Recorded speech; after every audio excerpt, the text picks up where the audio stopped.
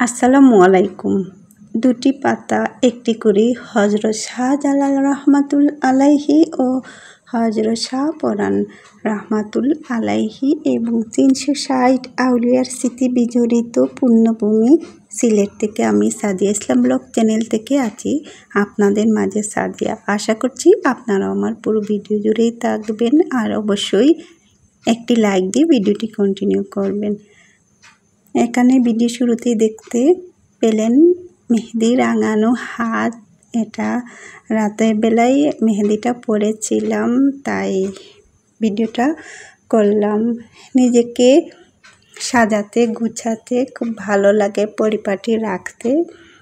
যদিও কাজের যে ব্যস্ততা, নিজেকে সময় দেওয়া অনেক কঠিন, কিন্তু আমি তারপরও নিজের জন্য একান্ত কিছু সময় বের করে নেই, কেননা এটা দরকার আছে।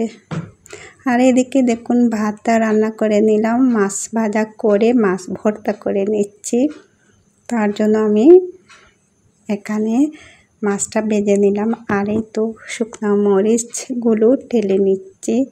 মাছ ভর্তা কিন্তু আমার কাছে খুবই প্রিয়। তো দেখা যায় যে কোনো ভর্তাই প্রিয়। আর অন্যান্য রান্নাবান্না শেষ, এটা ছিল পরের দিন সকালবেলা। তো একটু অন্যভাবে দিনটা শুরু করলাম, ব্যস্ততা নিয়ে আর নিজের পছন্দের কাজগুলা করে। যদিও এটা আমার হাজব্যান্ডের ছুটির দিন ছিল। আর এই তো এই মরিচটা ঢেলে আমি মাছ ভর্তা করে নিলাম। এদিকে পিঠা করতেছি। তো দিনটাকে আনন্দময় করে তোলার জন্য হাজব্যান্ডের এবং বাচ্চাদের পছন্দের কিছু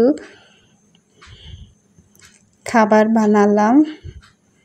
আর এটা ছিল ভাপা পুলি পিঠা, তার জন্য আমি এভাবে ডোটা করে নিলাম। আর এই তো পুরের জন্য নারিকেলটা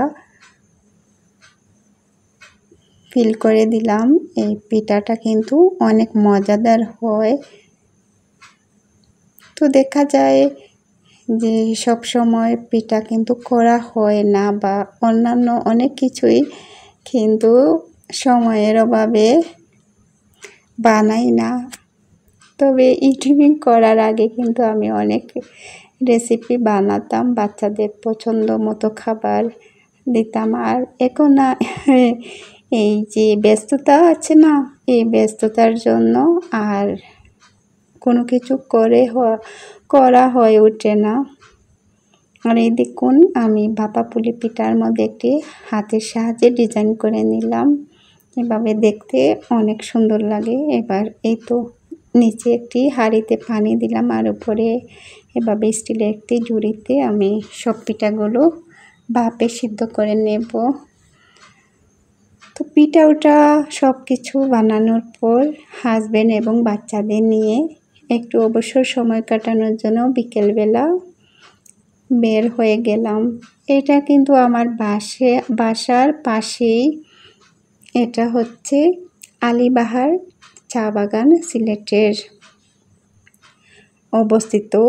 আর আমার বাসার কাছেই, কিন্তু খুব বেশি একটা দূরে না, কিন্তু জায়গাটা অনেক অনেক সুন্দর। এখানে গেলে কিন্তু মনটা ভালো হয়ে যায়।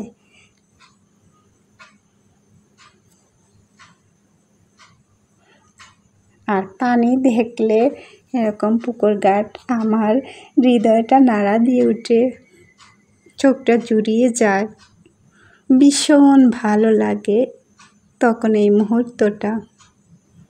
বাচ্চারা ওদের বাবা বাসায় থাকলে, বিশেষ করে অফ ডেতে এখানে সেখানে যেতে চায় বা যে কোনো রেস্টুরেন্টে গিয়ে খেতে চায়। তো সব সময় তো আর সম্ভব হয়ে ওঠে না। তো দেখুন আমি তো আমার ভিডিও চালিয়ে যাচ্ছি, ভিডিও করা থেকে তেমনি ভিডিও করতেছি। খুব সুন্দর দৃশ্যগুলো ভাবলাম আপনাদের সামনে একটু শেয়ার করি। চারিদিকে সবুজ গাছপালা, যেদিকেই চোখ যায় সেদিকেই কিন্তু স্নিগ্ধতার প্রকৃতির ছোঁয়া।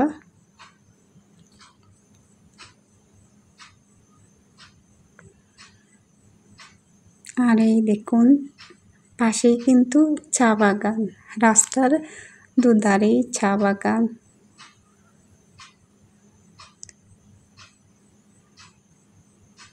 এখানে কিন্তু বেড়াতে অনেক লোকজন আসেন, মাঝে মধ্যে অনেক ভিড় থাকে দেখা যায়, কেননা সুন্দর জায়গা।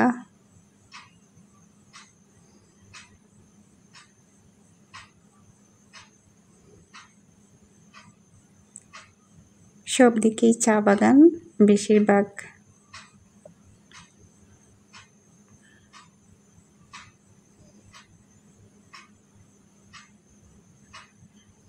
আমি নিরিবিলি জায়গাতে ভিডিওটা করে নিচ্ছি, আর বাচ্চারা তাদের বাবার সাথেই এদিক ওদিক হাঁটতেছে।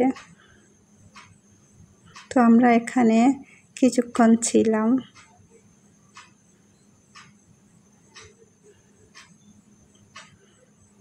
আপনারা এই পর্যায়ে যারা দেখতে দেখতে চলে এসেছেন অথচ একটি লাইক দেননি, কেননা আমরা ভিডিও দেখতে দেখতে লাইক দিতে ভুলে যাই। আপনাদের মনে করিয়ে দিচ্ছি, প্লিজ একটি লাইক দিয়ে ভিডিওটি দেখবেন। আর আমার চ্যানেলটি যদি আপনাদের বিন্দুমাত্র ভালো লাগে তো আমার চ্যানেলটি সাবস্ক্রাইব করে আমার চ্যানেলের পাশেই থাকতে পারেন। আর সাবস্ক্রাইব করে অবশ্যই বেল বাটনটি ক্লিক করে রাখবেন, তো যখনই আমি ভিডিও আপলোড করব আপনাদের কাছে পৌঁছে যাবে আমার ভিডিও সবগুলো নোটিফিকেশন। খোঁজাখুঁজির আর প্রয়োজন হবে না। এখানে গেলে মনটা কিন্তু ভালো হয়ে যায়, প্রফুল্ল থাকে। তো দেখুন অনেক সুন্দর পানি।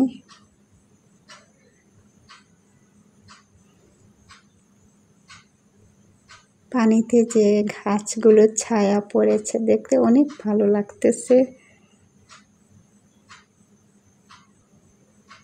তো সন্ধ্যা হয়ে যাচ্ছে, আমরাও বেশিক্ষণ থাকলাম না সেখানে।